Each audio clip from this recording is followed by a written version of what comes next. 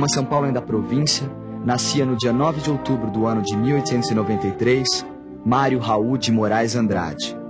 Um dos mentores da Semana de Arte Moderna, em 1922, ajudou a modificar e inovar as várias maneiras de observar a cultura de um país. Daí por diante, saiu inventando língua, mudando conceitos, pesquisando. Escreve Macunaíma, o herói sem nenhum caráter, espelho e crítica da formação do homem brasileiro. E com este livro, fere para sempre a história literária do país. Se sua voz se cala em 1945, sua obra, que engloba prosa, poesia, pesquisa e resgate cultural, continua ecoando em todos os cantos do Brasil.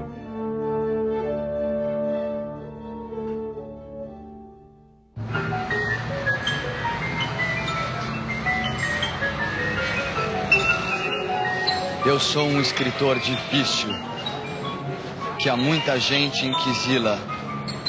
Porém, essa culpa é fácil de acabar de uma vez. É só tirar a cortina que entra a luz nesta escuridez.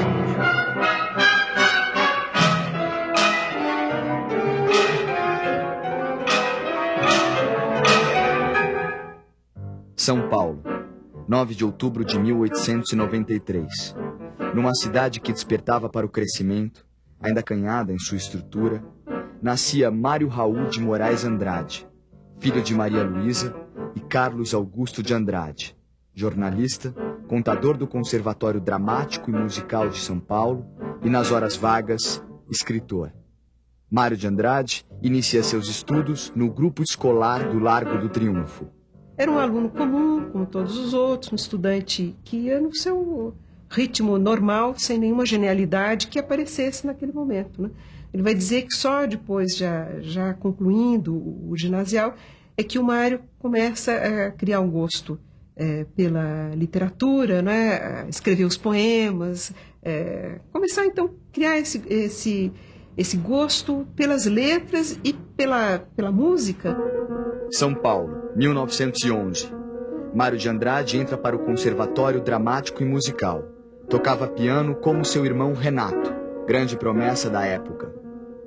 Esse Renato, ele faleceu cedo por uma consequência de um acidente de futebol, assim, a medicina não estava tão bem desenvolvida, então teve consequências que acabaram redundando na morte dele quando ele tinha 15, 16 anos. Isso afetou muito o Mário. E tanto que o desejo inicial do Mário, quando começou a estudar música, era ser concertista. Mas ele ficou tão abalado com a morte do irmão que diziam que ele ficou com um tremor nas mãos que o impedia de ser um pianista. Então ele passou a lecionar e voltar mais para a literatura e para o ensino da música. O ano de 1917 é um ano de mudanças para o mundo e para Mário. Seu pai falece no início deste ano. Logo depois, Mário publica seu primeiro livro, Há uma gota de sangue em cada poema. Em novembro, discursa numa conferência saudando a entrada do Brasil na Primeira Grande Guerra. Essa conferência encanta o Oswald de Andrade, vai ser assim, o Oswald vai assistir essa conferência, ele se encanta com o que o Mário está falando. A partir de então, ele vai se encontrar com o Mário, então, para conseguir o texto, e vão se tornar grandes amigos. Então, esse ano de 17, que é esse ano em que o Oswald entra em contato mais próximo com o Mário de Andrade, é o ano em que também Anita Malfatti está vindo do exterior, né, expondo seus quadros. E o Mário de Andrade visita essa exposição e a crônica ou a história contada por Anita refere-se ao espanto diante daquele moço que ria às gargalhadas diante dos seus quadros. A questão da modernidade nas artes, ela começa efetivamente a tomar corpo aqui no Brasil e aqui em São Paulo, com a exposição de 1917 de Anita, com as tomadas de posições dos vários grupos. Eu acho que é por aí que a coisa começa a acontecer. Mas a reação à exposição de Anita Malfatti é bastante dura, principalmente por parte do escritor Monteiro Lobato. O Mário de Andrade, então, a essa altura, solidário, volta à exposição, vai conversar com a Anita, não é? Se torna amigo dela. O Oswald também timidamente tenta uma defesa dela pública, não é? Escreve um artigo defendendo a pintura da Anita Malfatti, essa novidade que ela está trazendo, também se junta ali. Então, os três, nesse momento, começarão a formar um novo núcleo de interesse estético. Uma célula moderna começa a ser formada. Vários artistas se reúnem à volta da trupe. Entre eles Brecheret, de quem Mário de Andrade adquiriu uma escultura chamada Cabeça de Cristo, causadora de grandes polêmicas familiares. Minha avó ficou indignada, falou: Mário, o que é isso? De Cristo de trancinhas, onde se viu? Cristo nunca teve tranças. E isso provocou todos os que... E a cabeça estava bem na entrada de casa. Mas de tal ordem isso machuca o Mário, né? Quer dizer, fica chocado com... vamos dizer, o que representou para elas, né? Essa escultura, que ele se tranca no quarto e começa a escrever os poemas. Eu insulto o burguês níquel, o burguês, a digestão bem feita de São Paulo, o homem curva, o homem nádegas, o homem que, sendo francês, brasileiro, italiano, é sempre um cauteloso pouco a pouco. Eu insulto as aristocracias cautelosas, os barões lampiões, os condes joões, os duques urros, que vivem dentro de muros sem pulos e gemem sangues de alguns mil réis fracos para dizerem que as filhas da senhora falam o francês e tocam os printemps com as unhas.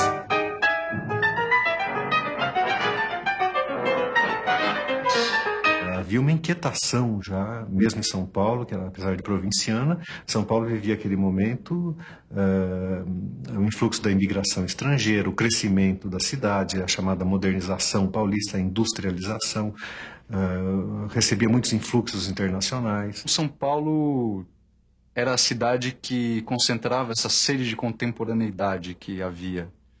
Os escritores passaram a ver São Paulo como o lugar onde era possível fazer uma arte nova, porque a cidade era nova.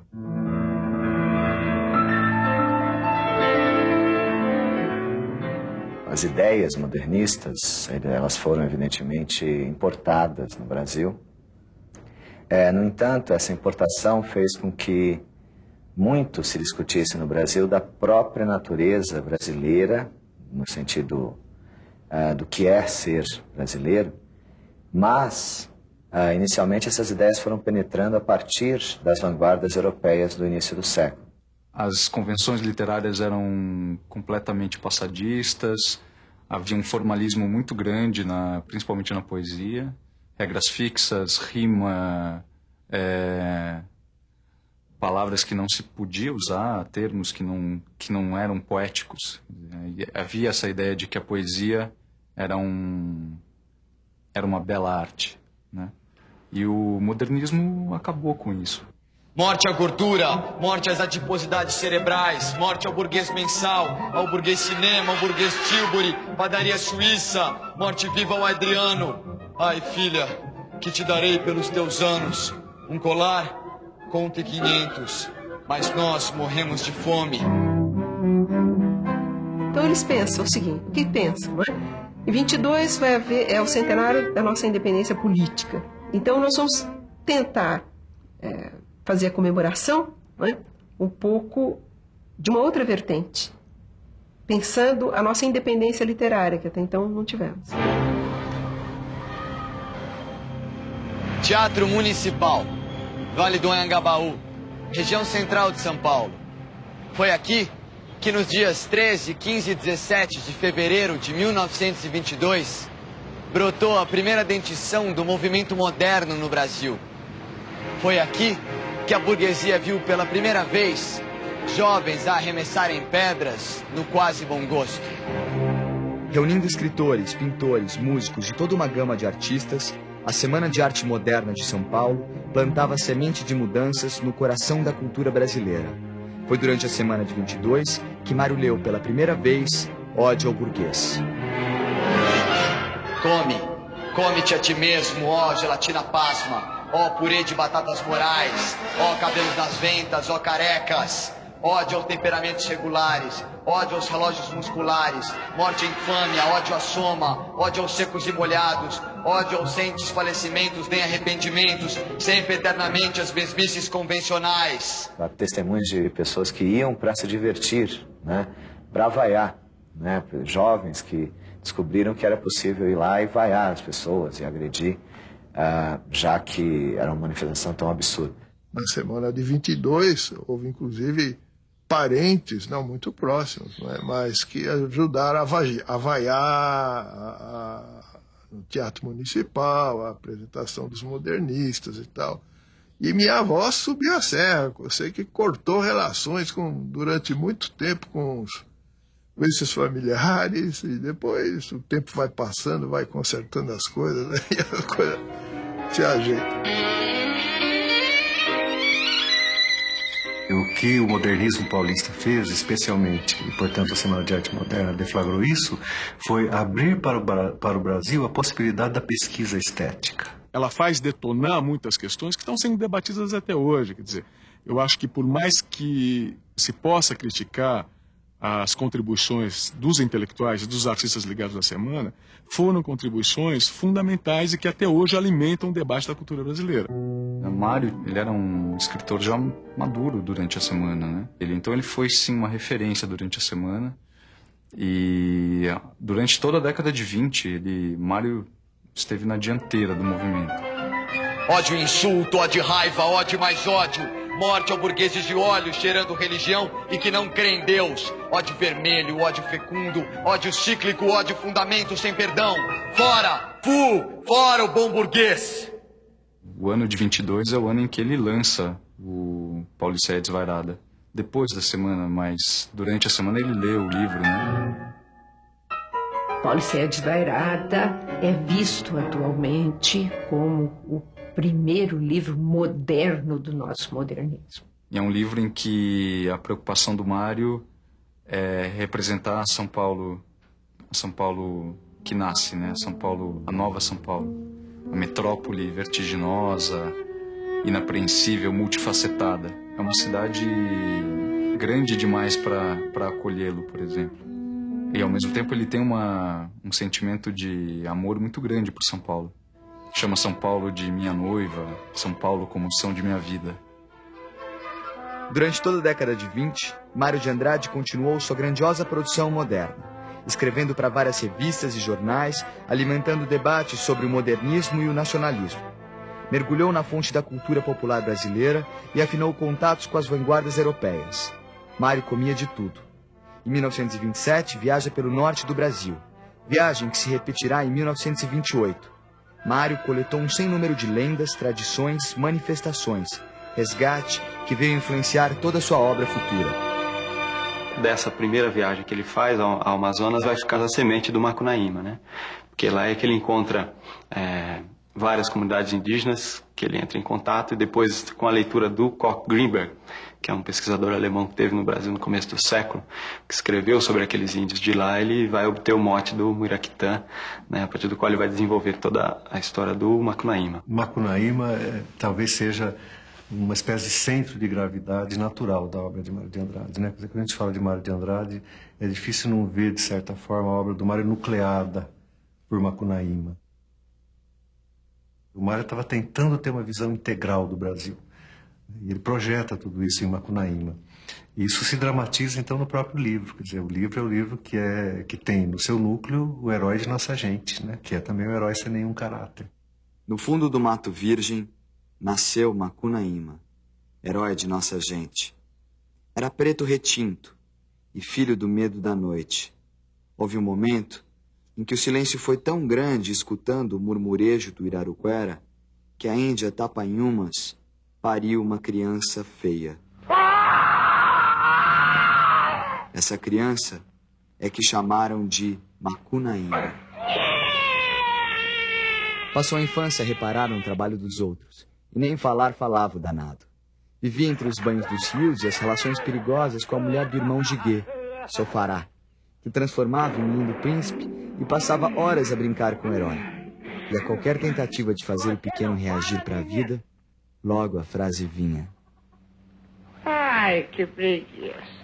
O Mário vinha há muito tempo já pesquisando as matrizes de cultura popular, de folclore, de cultura indígena. E subitamente tudo isso se projeta sobre Macunaíma, escrito, que foi um livro escrito, segundo o Mário, em 5 dias de rede de cigarro. Quer dizer, em 5 dias, ele, na chácara de um tio dele, em Araraquara, ele, em umas férias de fim de ano, em 5 dias ele escreve o livro inteiro. Isso não quer dizer que ele pegou uma semana de dezembro, rabiscou Macunaíma e saiu Macunaíma. Não.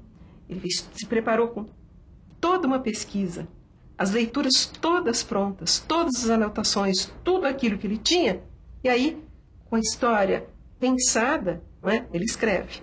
Mãe, sonhei que caiu meu dente. É morte de parente. Pois é.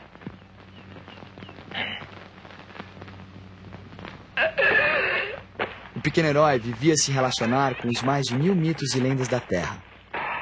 Ora fugindo, ora apaixonando-se. E foi assim com Si, a mãe do mato.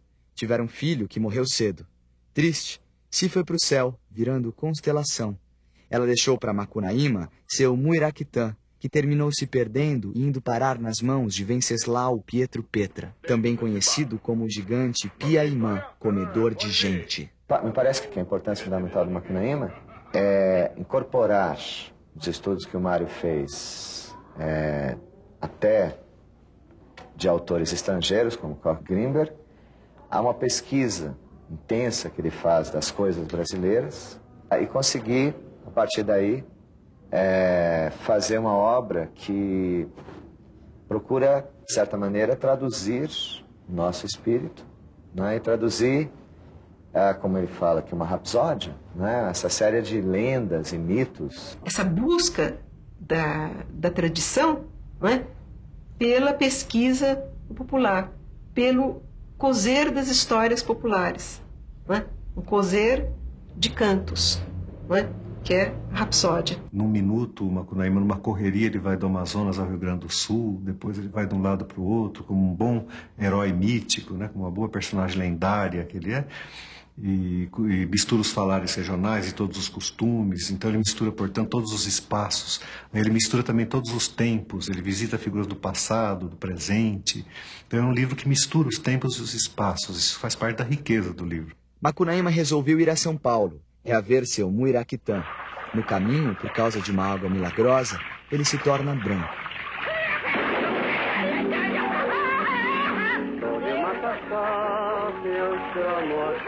E ao chegar à cidade grande, o herói fica espantado. O herói passou uma semana sem comer nem brincar, só pensando nas máquinas.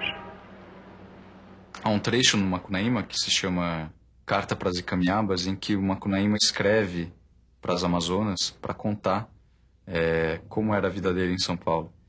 E ele faz também um diagnóstico muito cruel em relação à elite de São Paulo, que é uma elite afrancesada, embevecida com os signos do progresso.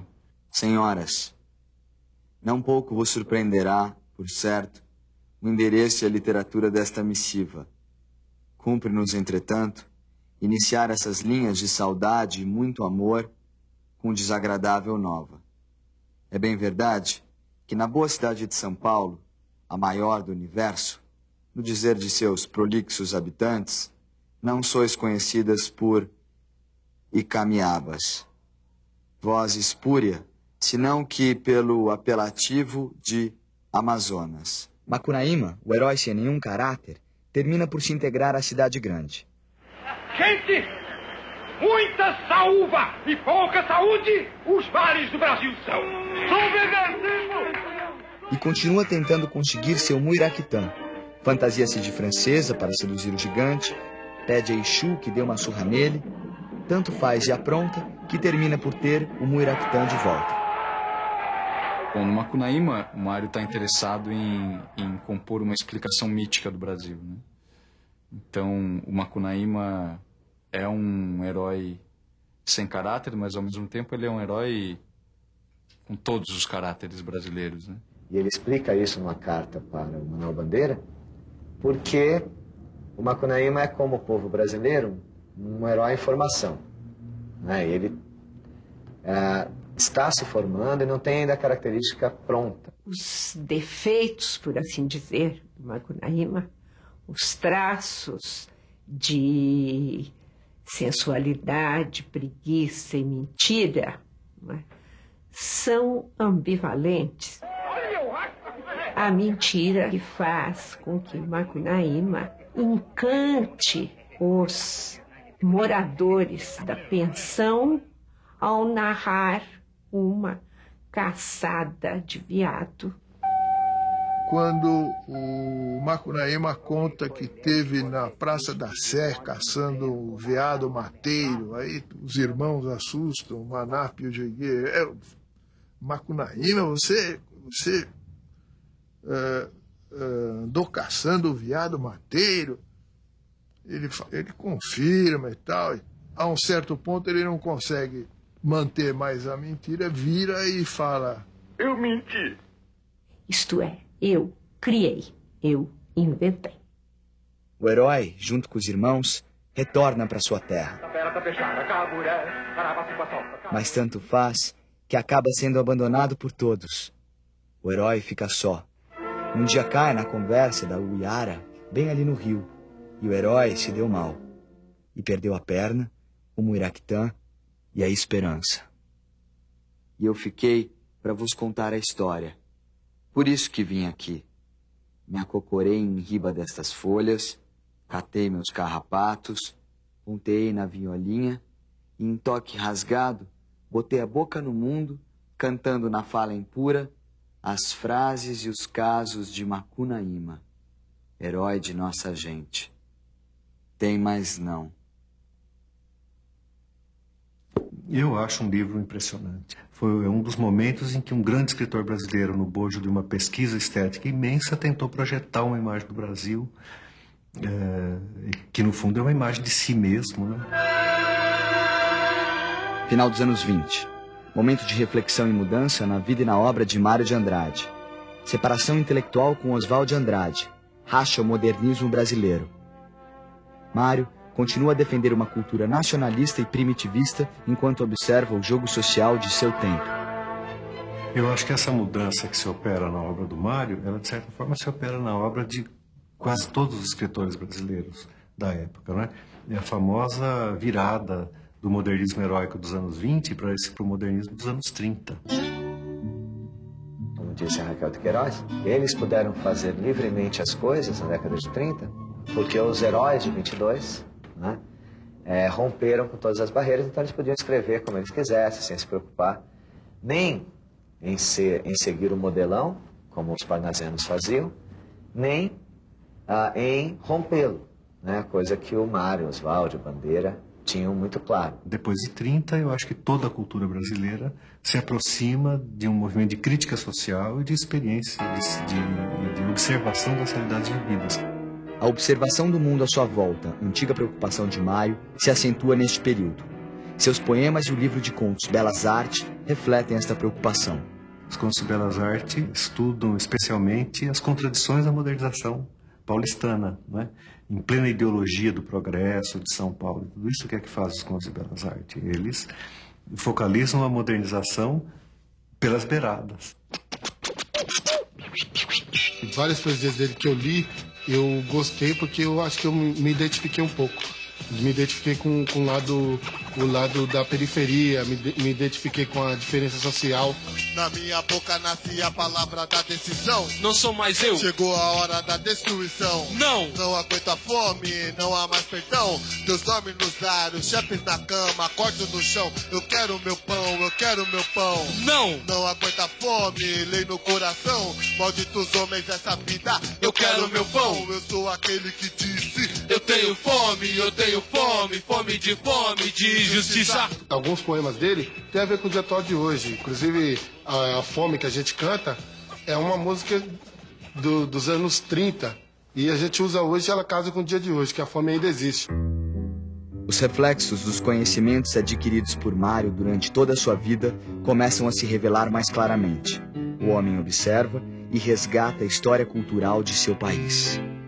Mário de Andrade pensou o Brasil na sua diversidade, na sua complexidade.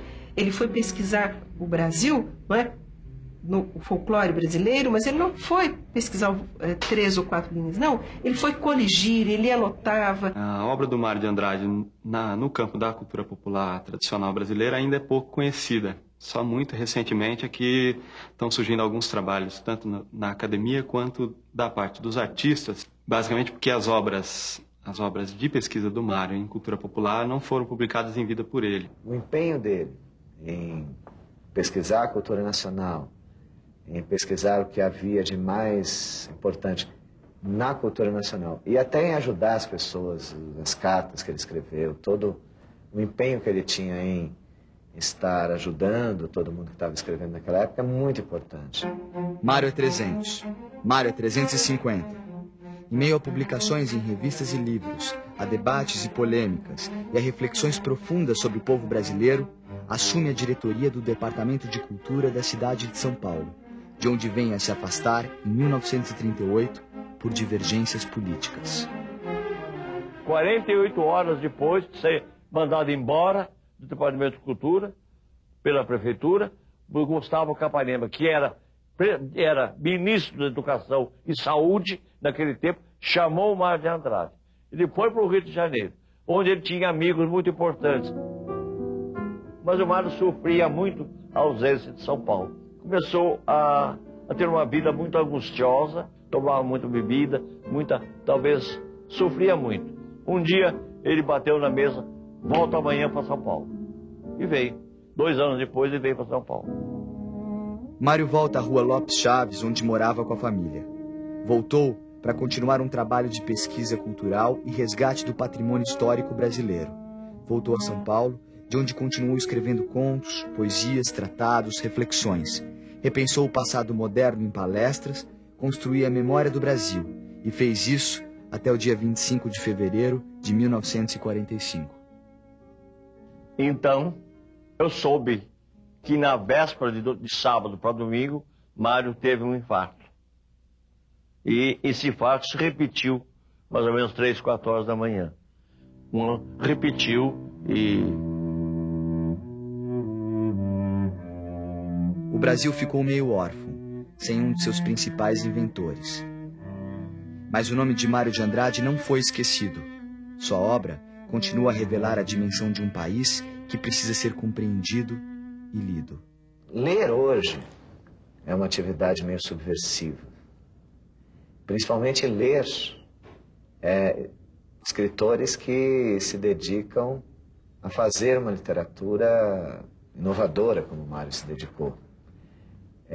Escritores que se dedicam a entender o país, como o Mário fez. O Mário, no fim da vida, ele dizia que ele devia ter sido mais artista e menos pensador, né? Que talvez ele tenha dado ao pensador um lugar muito amplo na própria obra e esquecido um pouco o artista. Eu acho que Macunaíma foi um momento em que essas duas tendências, essas duas forças se equilibraram. Essa busca da nacionalidade brasileira, entende? O uso do folclore rico que o Brasil tem. Então, eu acho que é importante a pessoa ler para conhecer e descobrir e se interessar. Mas mais do que isso, eu acho que é fundamental ler o Macunaíma, ler o Amargo Transitivo, ler os poemas do Mário de Andrade, como Ódio ao Burguês, porque é divertido. Né? Isso eu acho uma coisa fundamental. Os professores de literatura em geral falam, é preciso ler porque é importante. Acho que eles não gostam de ler. É preciso ler porque é divertido. É preciso ler porque é gostoso. Porque você dá muita risada com o Macunaíma. Eu sou a fonte da vida. Do meu corpo nasce a terra. Na minha boca floresce a palavra que será.